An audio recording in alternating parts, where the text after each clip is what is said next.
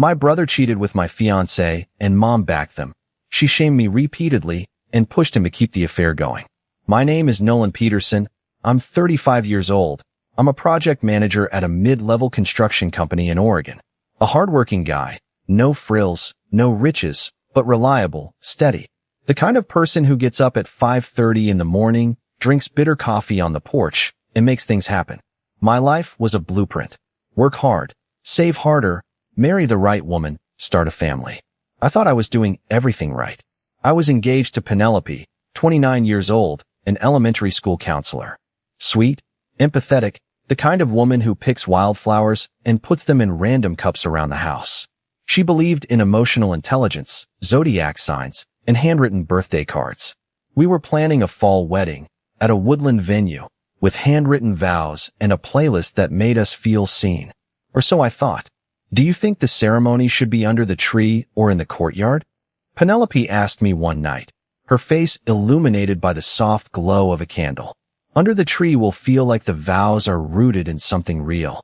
I replied, reaching out to squeeze her hand. She smiled, her eyes soft, full of trust. I love that. You always know the right thing to say. It was the little things, you know?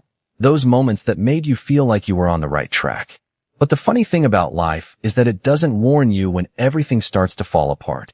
And then there was my younger brother, Ren Peterson, gym fanatic, social media star, personal trainer with a business built on abs. And, up until 28, arrogant as hell, and our mother's undisputed golden child. I still remember the way he looked at me when he showed up at family dinner. It was like he was always sizing me up, even in the quietest moments. Nolan, you still at that 9-to-5 job, bro? You gotta upgrade. Should have invested in the fitness world or something. You'd be set by now, Rowan said, shaking his head as he pulled a beer from the fridge. His muscles bulged under his tight t-shirt, a walking advertisement for his own brand. I just sighed, leaning back in my chair, watching him take over the conversation with Mom, flashing that smug grin, the way she looked at him, proud, adoring, like he was the only thing that mattered. Something inside me tightened. Rowan, don't belittle your brother, Mom said softly. But it wasn't a real scolding. It was the way she said it, like it was expected, like he could never do wrong. Yeah, but Mom, I'm just saying, Rowan continued, clearly not listening. If Nolan focused on building something real, instead of just working for other people, maybe he'd get ahead faster. I wanted to say something, I really did, but I swallowed it down, like I had for years. I was used to him never doing anything wrong in her eyes, and I was fine with that, right? I had Penelope, a steady job, a reliable future. But that night, sitting there, I felt something shift in me. Maybe I wasn't so fine with it. Maybe I was tired of being the reliable one, the steady one, while Rin took all the praise. Anyway, Rowan added, tossing his empty bottle into the recycling bin. Just hope you two have it all under control for the wedding. You know how these things can go, right? Last thing you want is drama on the big day. His words hung in the air. Was it a warning, a malicious comment? I didn't know, but it didn't matter. I had Penelope, and I had a plan. Or so I thought. Abigail, our mother, 61, used to work in mortgage consulting, but now she mostly dealt in doling out spiritual advice on Facebook and meddling in adult lives like it was her religion. Her greatest talent, making sounding like a safety net feel like an insult, and making love feel like a prison sentence. Nolan's always been the responsible one, she'd tell people, topping off their wine glasses. Too responsible. Needs to loosen up, be more like Rowan. She said it like it was a joke, but it never was. At first, Penelope found her amusing. Your mom is intense, but it's just, she's passionate, she'd say. Passionate. Sure, passionate about reminding me I wasn't enough. Rowan, on the other hand, soaked up her affection like a sponge drenched in gasoline. Smug, grinning, entitled. The kind of man who referred to himself in the third person when he was drunk. Rowan doesn't chase. Babe, Rowan chooses. I wish I was kidding. Life was bearable, even with them skirting the edges. Penelope and I still shared quiet mornings, takeout dinners, little glances that said, you're my person. But slowly, things started to rot from the inside. The first crack was Abigail's obsession with Rowan's body. It was a Sunday afternoon. We were all sitting around the table, enjoying the roast chicken Penelope had made. Abigail was a few glasses of wine in when she looked at Penelope with a smile, like she was about to impart some great truth. "Have you seen those arms lately?" she asked, nodding towards Rowan, who was sitting across from us. "Your fiancé works hard." Penelope gave a polite laugh, but her eyes darted between Abigail and me, unsure how to react. "Sure, but Rowan's body, that's devotion. That's what it looks like when a man has his priorities straight."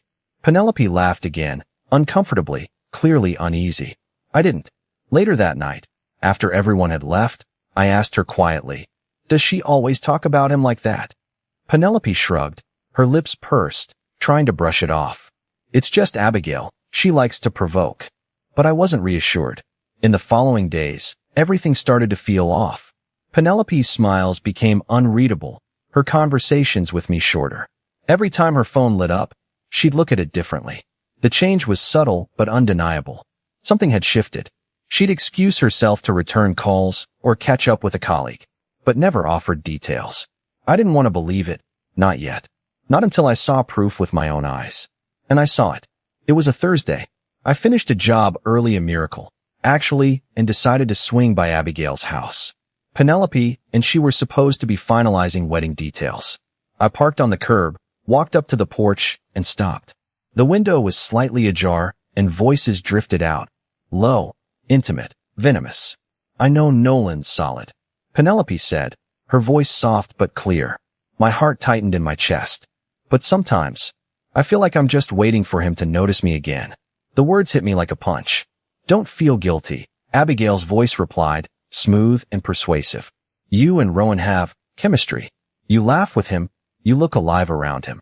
I froze, unable to move. The silence that followed felt suffocating, thick with unspoken things. And then Penelope whispered, her voice barely audible, but sharp in the stillness. "He understands me in a way no one else ever could." I didn't go in. Not yet. I stood there, frozen, the world collapsing inward.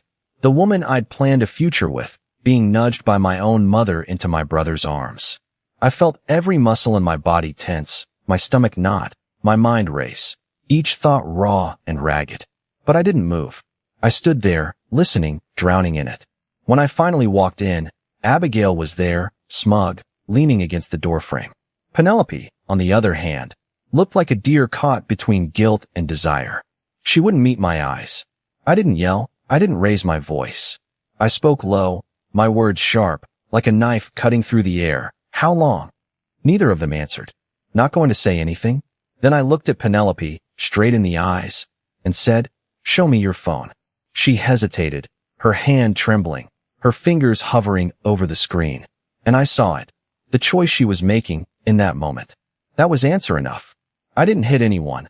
I didn't yell. I didn't say another word. I just turned around and walked away. They'd started the fire. I would be the one to watch it burn. I didn't sleep that night. I lay in the house Penelope and I had once filled with dreams, staring at the ceiling, the fan blades circling like the last seconds before detonation. My chest felt hollow and heavy at the same time, a pressure I couldn't exhale. Somewhere in the guest room, Penelope cried. Not for me. Maybe not even for herself. Just cried. I didn't move. At dawn, I packed a bag. Not out of weakness, but out of clarity. I needed to move, like water, calm, unstoppable. I left her a note. "You've made your choice. Don't contact me, unless it's to return the ring." 3 days passed before the silence broke. Rowan called. I didn't answer. Then came the text. "Let's talk, bro. You don't know the whole story." No, I didn't. But I would. My first call wasn't to a friend. It was to a former client turned investigator, Silas White, a guy who'd once helped me uncover a corrupt contractor years ago.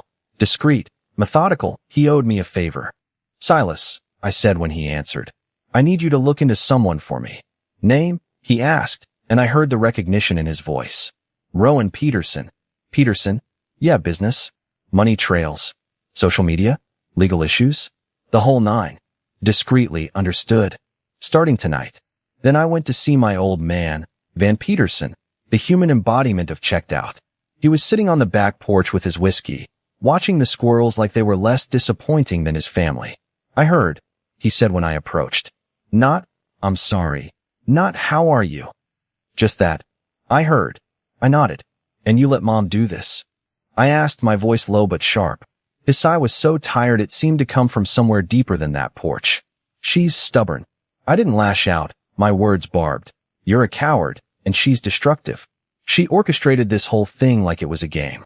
He didn't deny it. He didn't defend her. He didn't apologize. I want you to know something, I said, the weight of each word settling. I'm not staying down. Not this time. For the first time in years, he looked up. There was something like pride in his tired eyes. About time. The following week, Penelope officially moved out. I came home to silence. Half-open drawers, empty where plants used to be. Her scent still lingered in the curtains, but I didn't mourn it. I documented every charge on the joint credit card, every unpaid gift, every receipt. Silas called 2 days later. You were right to be suspicious of him, he said. Your brother is a fraud. I listened quietly as he detailed Ren's online facade, built on half-truths and smoke. His supplement business, expired products repackaged, the customer testimonials were fake. He was operating without the proper licenses in 2 counties and possibly evading taxes. There were whispers of lawsuits from ex-girlfriends, unpaid debts, NDAs, hush money. Silas' voice dropped. This guy's a walking time bomb. Perfect, I replied. I spent the next month building my arsenal. Not of weapons, but of proof. A digital arsenal. I printed screenshots, voice memos, receipts, customer complaints, everything time-stamped and organized. I kept my head down, but my eyes open. At work, I got promoted. Senior project manager, bigger jobs, better pay. My boss shook my hand and said, You earned it, Nolan. You're the guy who never flinches. I smiled. I've had a lot of practice. But still, Abigail insisted. She called to tell me, You're acting like a child. Penelope and Rowan were meant to be. That kind of chemistry doesn't lie. Maybe you just weren't the one. I hung up. Then she texted, Family is forgiveness. Are you isolating yourself? I replied, You picked sides before the war even started. Hope it was worth it. And then came the first crack. One of Rowan's clients, a girl named Ariana Kessler, posted on her fitness blog that she'd received a tainted pre-workout supplement that made her sick. She tagged his brand. Within 24 hours, 3 more stories emerged. I anonymously sent all the information I had to the Department of Consumer Safety and the Health Licensing Bureau. I also tipped off a popular fitness podcast that specialized in exposing fake influencers. They took the bait. Then I turned my attention to Abigail's real estate empire, which she clung to like a crown. Her reviews were glowing, too glowing. Mike confirmed that at least 40 were from fake accounts created from her IP address. The timing was perfect. I sent the evidence to the real estate board, flagged suspicious activity, and CC'd a few high-profile property buyers she'd scammed years ago. Abigail's house of cards began to wobble. And just when I thought the worst was over, Penelope showed up at my door. No warning, no text. She just arrived. She looked different. Not bad, just lost. Her confidence was thinner, her eyes tired. I heard about Rowan, she said quietly. And your mother. Is it true? I didn't answer. I stepped aside to let her in. I let her talk. I didn't know he was like that, she whispered. You didn't care to know? I replied. He sparkled. I looked tired. That's all it took. She swallowed hard. It wasn't about that. Yes, it was. You wanted fireworks. I was building you a lighthouse. Penelope trembled. I miss what we had. I took a step back, arms crossed. You miss the stability I gave you. You miss knowing someone was going to catch you when you fell. That's not love. That's fear of falling. She left crying. I watched her from the window until she turned the corner and disappeared. I didn't feel triumphant. I felt ready. The storm had started, and I was the eye. A few weeks passed since Penelope's visit. Her tears weren't fuel. I was past needing her sadness. I didn't want closure. I didn't want apologies. I wanted impact, the kind that rattles foundations and echoes in dinner conversations years later. I wanted every face that smirked at me to go pale at the sound of my name. And so I kept moving. Silas reports were getting thicker. Rowan's brand, Peterson Fuel, was now under formal investigation. The health authorities had flagged his supplement warehouse after my tip. They raided his garage, seized product samples, and froze all sales. I didn't stop there. I found the shady distributors he was using, guys who didn't care what was inside the containers as long as they got paid. I posed as a potential partner through a fake account, recorded calls, compiled message threads, sent it all in, regulatory violations, under-the-table payments, doctored lab results. the whole state fraud division. I hit his brand from every angle. By the end of the second month, Rowan lost his gym sponsorships. The fitness pages that once posted his shirtless selfies were now sharing news stories about another influencer playing with people's health. He tried to fight back, posted a crying selfie about being betrayed by someone close. But the internet devours weakness faster than it praises muscle. The comments turned brutal, the followers unfollowed. Then came the IRS. Apparently, he hadn't been paying self-employment taxes properly for 3 years, used fake deductions, claimed gym equipment he didn't own. Once again, my anonymous envelope, filled with financial discrepancies and unreported transactions, did its work. The noose was tightening. Meanwhile, Abigail's name, once listed on top local realtors of the year pages, began to be discreetly removed. Her brokerage firm, Sage & Field, received a formal complaint signed by 3 clients. One had been overcharged for a property Abigail flipped, using an unlicensed contractor she forgot to mention had pending lawsuits. I connected those dots for them. They were forced to launch an internal audit. I didn't stop there either. Her social media, once full of flawless ads and chakra quotes, began to hemorrhage followers as local real estate gossip pages started circulating her shady dealings. I sent in every piece of evidence Silas had dug up.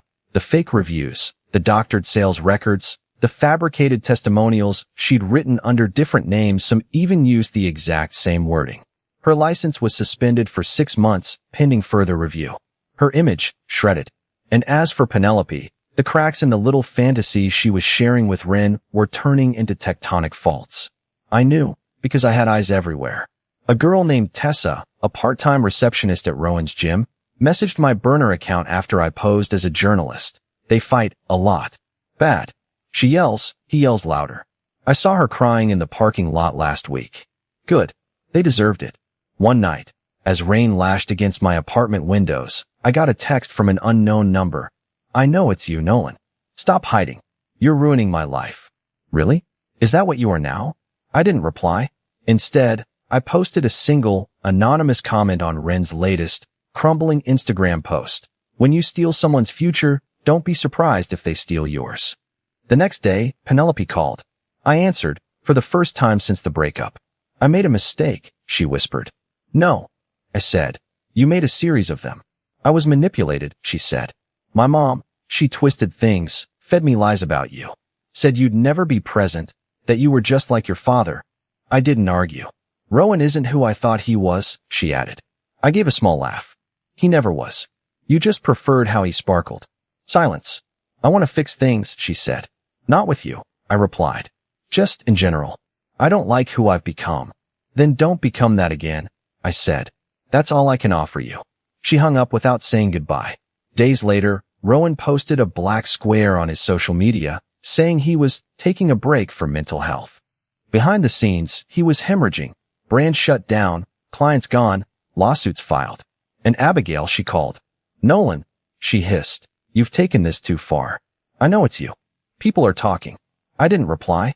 You've destroyed your brother's future. No, I said calmly. You destroyed my present. I just corrected the balance. This family, she whispered venomously, will never forgive you.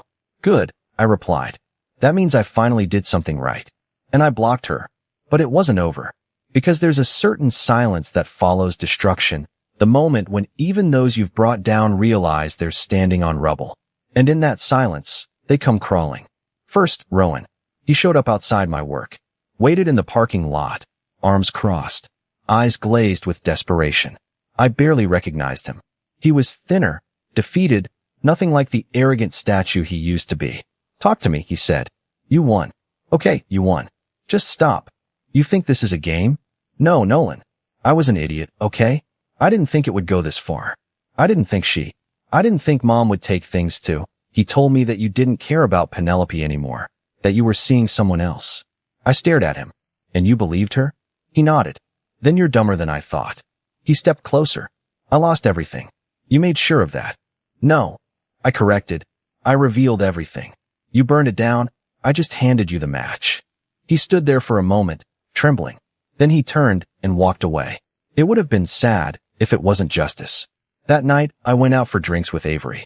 She was one of the field engineers I'd been working with, Smart, quiet, sharp in a crisis. She wasn't dramatic, didn't talk in circles. She liked whiskey and hated small talk. We talked about architecture, the ocean, and what it means to walk away from people who expect you to stay broken. I used to think I was weak for leaving my ex, she said. You were strong enough to rebuild, I replied. That's never weakness. By the end of the night, I didn't want revenge anymore. I wanted peace. But I'd make damn sure that peace came after the storm. Peace, it turns out, doesn't come with silence. It comes with consequences. It had been 3 months since the downfall began, and now every brick they'd stacked on lies was rubble. Rowan was bankrupt. Not metaphorically. His accounts were frozen. His gym that was once his temple, shuttered. Red warning signs taped to the glass. Lawsuits piled on his desk like unpaid parking tickets.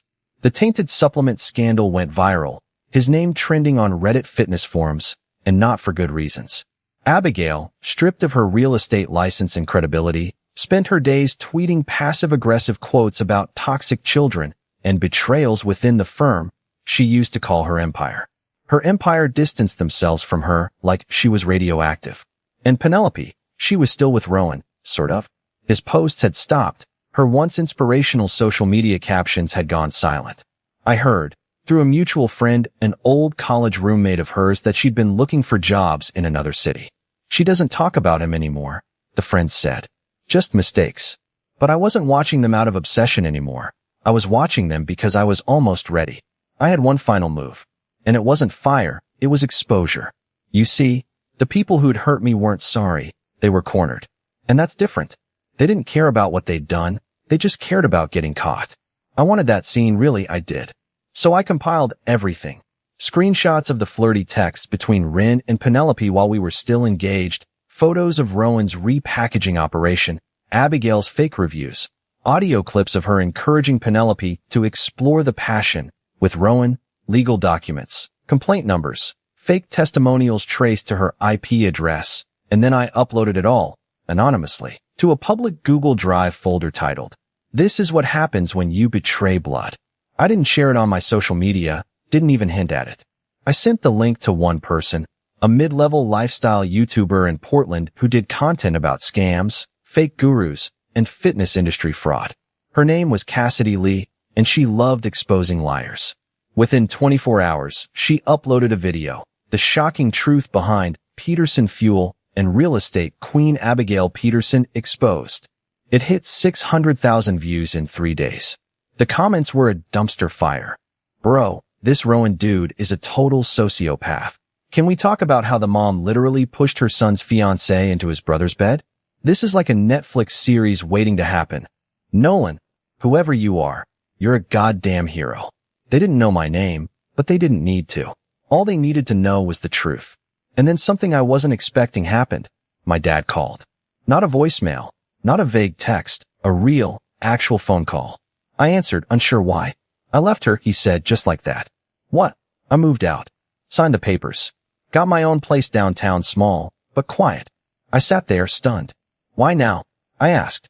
There was a pause. Then his voice cracked. Because for the first time in my life, I saw what courage looks like, and it doesn't look like staying. It looks like walking away. We talked for over an hour. Not about mom, not about Rowan, just life.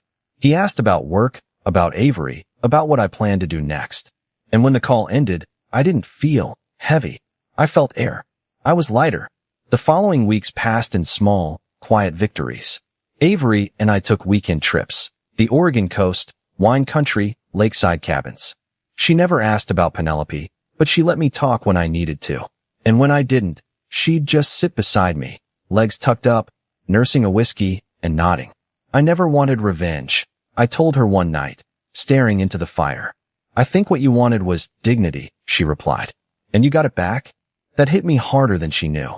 Then the unexpected happened. Penelope sent me an email. Not a call, not a text, just a simple subject line. I need to say this. I stared at it for a while, then clicked. Nolan, I know I'm the last person you want to hear from, and maybe this is selfish, but I need to say what I never said before. I was weak. I let myself be influenced. I let Abigail get in my head. She told me you were like your father, that you'd always be absent, that Rowan saw me, and you didn't. The truth is, you always saw me. You just didn't make it a show. Rin was fireworks. You were a lighthouse, and I ran to the light that looked prettier, not the one that kept me safe. I don't expect forgiveness. I don't want a second chance. I just wanted you to know that I see it now. I see it all. Thank you for loving me, even when I didn't deserve it. I hope you find someone who does. I read it once, then again, and deleted it. Because closure isn't an email. Closure is the sound of your own heart beating calmly again. A month later, Rin filed for bankruptcy. The public records made it official. His empire was gone. Abigail moved in with a friend out of state, rumored to be considering a name change, trying to shed her internet infamy. And I moved too. To a new apartment, overlooking the city skyline, bigger windows, a fresh start. Avery helped me set up the office. We painted the walls, the silence punctuating breaks on the balcony. One afternoon, she looked at me and said, "You're not angry anymore?" I didn't answer. Not angry, just done. 6 months passed, and the wreckage I'd left behind finally settled, like dust. Rowan didn't recover. His bankruptcy went through, and he vanished from social media. His influencer life was over, working part-time at a budget gym 2 towns over, where no one cared about his old abs or his defunct brand. Abigail, her house was sold. She'd become a shell of herself. No clients, no spotlight. Just bitter Facebook posts and half-hearted attempts to rebuild a reputation no one wanted to be associated with anymore. Penelope, she moved. No one really knew where. Last anyone heard, she was waitressing somewhere near Boise, keeping a low profile, maybe trying for a fresh start. But even those closest to her said she wasn't the same. She looks tired, someone said, like someone carrying regret. But I wasn't watching them anymore. I was moving forward. At work, I was assigned a new project, overseeing a multi-million-dollar development. The trust I'd earned through my work, not my words, opened new doors. I'd also gotten offers from other firms, but I stayed because I had roots now. Avery stayed too. We didn't rush things. We didn't define it. We just let it be. Some nights we cooked dinner. Other nights we sat on the balcony in silence. And for the first time in a long time, I didn't feel like I was waiting for everything to fall apart again. One night, as we watched the city lights blink, Avery turned to me and asked, "If you could go back, undo it all, would you?" I didn't even have to think about it. "No," I replied, "because I would never have found this version of me." She smiled. "The version that stays standing. The one that doesn't bend for people who don't deserve it. The people who betrayed me thought they'd break me. They didn't. I bent, I burned, and then I rebuilt. Better, quieter." Did you enjoy my story? What a journey it has been. I truly wonder, what would you have done if you were in my shoes? Would you have chosen silence to keep the peace, or would you have done what I did to reclaim your dignity? Let's meet in the comments below. I'm so curious to hear your thoughts. I'm reading every single one. Which city are you listening from tonight? If my story resonated with you, you can support me and help me bring more stories like this to the world by sending a super thanks. Your sweet support means the world to me and allows me to continue this journey with all of you. On the screen now, you can see 2 new life stories that I highly recommend you watch next. There are so many more on my channel, each with its own lessons and triumphs. Don't forget to subscribe and click the notification bell so you never miss a new chapter. Thank you for being here with me. Until the next story, with love and respect.